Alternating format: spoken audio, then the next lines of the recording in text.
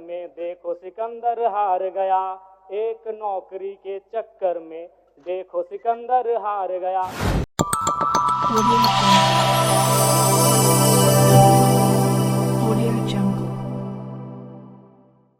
समय का ध्यान रखिए। माननीय वित्त मंत्री महोदय ने कल बजट को पारित करने से पूर्व इस राज्य के तमाम बलिदान पुरुषों को याद किया, और चूंकि मैं उन्हें सुझाव नहीं अनुरोध करूंगा, चूंकि मेरी आयु से 1.5 गुना उम्र का उनका राजनीतिक जीवन रहा है। मेरी आयु 30 साल है, उनका राजनीतिक जीवन 45 साल का है। महोदय निर्मल महतो, अगर देश में भगत सिंह का नाम आता है तो झारखंड में निर्मल महतो का नाम आता है। बजट में उनको आभार जताना छूट गया। मैं आपसे अनुरोध करूंगा, जब अगला बजट पारित हो तो निर्मल महतो का सम्मान, उनके बलिदान का सम्मान रखा जाए। धन्यवाद अध्यक्ष महोदय। माननीय वित्त मंत्री जी के द्वारा प्रस्तुत बजट पर अपने विचार रखने आया हूं। वित्तीय वर्ष 2025-26 के लिए 1,45,000 करोड़ रुपए का बजट आया है। आंकड़े सुनने में बहुत अच्छे और बेहतरीन है, लेकिन जब इस पर कार्य धरातल होगा महोदय तो बहुत बड़ी उपलब्धि होगी।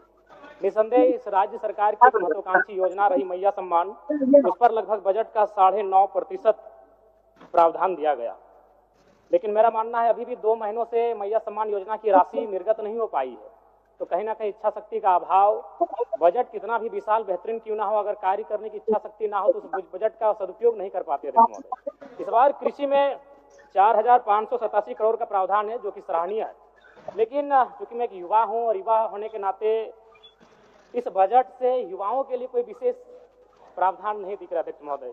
मृणाल जी की एक कविता मुझे याद आई है कि कॉलेज के दिन याद करूं तो लगता था कि थे सुल्तान, चौक चौराहे राजपाट थे और दरबार था चाय दुकान।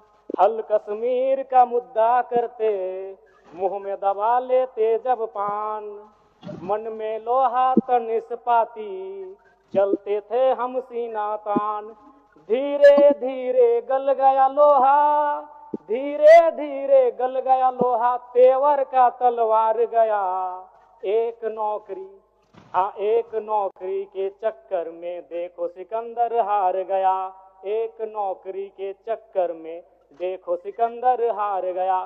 जी हाँ अध्यक्ष महोदय, इस बजट से इस राज्य के युवा, सिकंदर रूपी युवा, जिन्होंने एक 10 बाय 10 के कमरे के ताप में रहकर 10 साल का जीवन बिताया है एक परीक्षा की तैयारी में, आज इस बजट से वे हार गए अध्यक्ष महोदय। नई इस बजट में युवाओं के रोजगार संबंधित विशेष कोई प्रावधान नहीं अध्यक्ष महोदय। पहली बार माननीय हेमंत सोरेन जी की सरकार ने 2020-21 में बेरोजगार युवाओं को स्नातक को 5,000 रुपए प्रति माह और स्नातक उत्तर को 7,000 रुपए प्रति माह देने की बात कही थी। फिर कालांतर में मुख्यमंत्री प्रोत्साहन योजना, मुख्यमंत्री युवा प्रोत्साहन योजना, मुख्यमंत्री प्रतिभा प्रोत्साहन योजना नामक बहुत सारी योजनाएं पुस्तिका में छपी। हम लोगों ने सुना, पढ़ा, लेकिन 1 रुपए खर्च युवाओं पर नहीं किया गया उनके प्रोत्साहन राशि को लेकर अध्यक्ष महोदय। इसलिए इस बजट से निसंदेह माता लोगों की जीत हुई है, मैया सम्मान की जीत हुई है, लेकिन इस बजट से इस राज्य के युवा हार गए अध्यक्ष महोदय।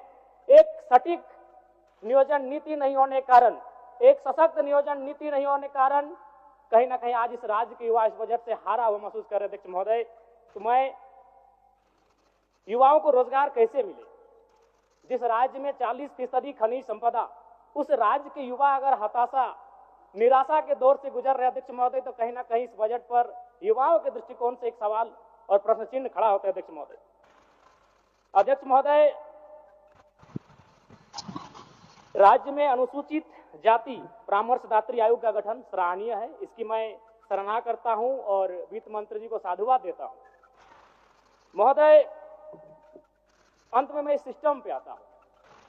इस सिस्टम पे आना इसलिए जरूरी है अध्यक्ष महोदय, क्योंकि माननीय वित्त मंत्री महोदय ने विधायिका के कर्तव्य का अनुपालन करते हुए बजट को तो प्रस्तुत किया, लेकिन यदि कार्यपालिका का सहयोग नहीं रहेगा अध्यक्ष महोदय, तो ऐसे बजट का कोई उपयोग नहीं रह पाएगा।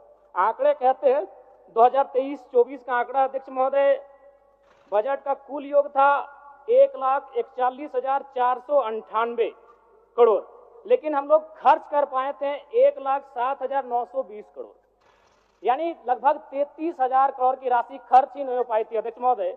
और इस बार का जो बजट है, जो पूर्व का, उसमें भी मात्र 65% ही राशि को खर्च किया गया। इसलिए विधायिका के साथ साथ अगर कार्यपालिका अपनी जिम्मेवारी का अनुभव नहीं करेगी, अनुपालन नहीं करेगी अध्यक्ष महोदय, फिर बजट का कोई प्रावधान नहीं रहता है। अध्यक्ष महोदय ज्यादा नहीं और 1 मिनट का समय लेंगे अध्यक्ष महोदय, चूंकि इस बजट में किसानों को लेकर mini tractor, power tiller, pump set, ripper आदि वितरण करने की बात कही गई है। अध्यक्ष महोदय मैं चाहूंगा किसानों को आपको उपकरण देने की आवश्यकता नहीं है। किसानों को अगर हम जल दे पाते हैं, अगर पानी की सुविधा दे पाते हैं तो हमें लगता है किसान सशक्त हो जाएंगे। अध्यक्ष महोदय मैं ये कहना चाहता हूं, जो भी डैम बने हैं, चाहे वो चांडिल का डैम हो, कोणार्क का डैम हो, मैथन डैम हो, पंचेत डैम हो या टेनू घाट का डैम हो, वो पानी केवल उद्योगपति के कारखानों में जाने के लिए नहीं बना अध्यक्ष महोदय। तो क्यों ना सरकार एक प्रयोग करे, जैसे कोणार्क डैम विष्णुगढ़ ब्लॉक आता है, तो विष्णुगढ़ ब्लॉक के 5 गांवों का उदाहरण प्रस्तुत कीजिए, वहां सिंचाई की व्यवस्था करिए और कम से कम कृषक को उन्नत बनाने का प्रयास किया जाए। अध्यक्ष महोदय मैं इस बजट में सुझाव का अपील करता हूं। अध्यक्ष महोदय चलिए और 1 मिनट लेंगे, ज्यादा नहीं अध्यक्ष महोदय, परम श्रद्धेय आदरणीय, इस बजट से दिव्यांग, वृद्धा और विधवाओं को बड़ी आस थी अध्यक्ष महोदय, और जब इस बजट को पढ़ा और वे लोग भी जब पढ़ेंगे तो बड़ा विशाल लगेगा। 1449 करोड़ 26 लाख, बहुत बड़ी राशि, लेकिन चूंकि यहीं फिर सरकार कहती है 12 लाख लाभुक हैं, तो अगर उस राशि से अगर 12 लाख को भाग देते हैं, चूंकि मैथमेटिक्स का होना बहुत जरूरी है, तो रिजल्ट आता है 1,44,926। उसको फिर अगर 12 से भाग देते हैं अध्यक्ष महोदय तो रिजल्ट आता है 1006, यानी महीना में आप कितना दे रहे हैं, वही 1006।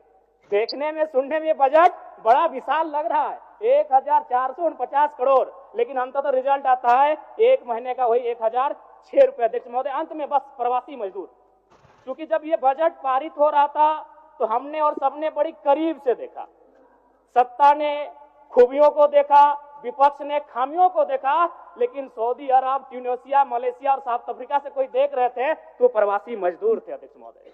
लेकिन क्या कहा, एक वाक्य में बजट समाप्त हो गया अध्यक्ष महोदय, प्रवासी मजदूर। प्रवासी मजदूरों की पीड़ा मैं बार बार कहता हूं, 2 पीड़ा असहनीय है, एक प्रसव की पीड़ा जो मेरी मां ने मुझे जन्म देने के वक्त सहा है, और एक प्रवास की पीड़ा। लेकिन आज प्रवासी मजदूरों के लिए क्या अध्यक्ष महोदय, एक लाइन में खत्म हो गया। प्रवासी मजदूरों का निबंधन ऑनलाइन किया जा रहा है, अब तक 1,91,000 मजदूरों का निबंधन किया गया है। महोदय इसमें प्रवासी मजदूर खोज रहे थे, वो विदेशों से बैठकर बजट को देख रहे थे कि शायद हमारे हिस्से में भी कुछ आएगा। जब हमारी मैया को, हमारी बहनों को कुछ मिला तो शायद हमारे हिस्से में कुछ आएगा। माननीय सदस्य जनार्दन पासवान जी, जनार्दन पासवान जी। मजदूरों की पीड़ा मैं बार बार कहता हूं, 2 पीड़ा असहनीय है, एक प्रसव की पीड़ा जो मेरी मां ने मुझे जन्म देने के वक्त सहा है, और एक प्रवास की पीड़ा। लेकिन आज प्रवासी मजदूरों के लिए क्या अध्यक्ष महोदय, एक लाइन में खत्म हो गया। प्रवासी मजदूरों का निबंधन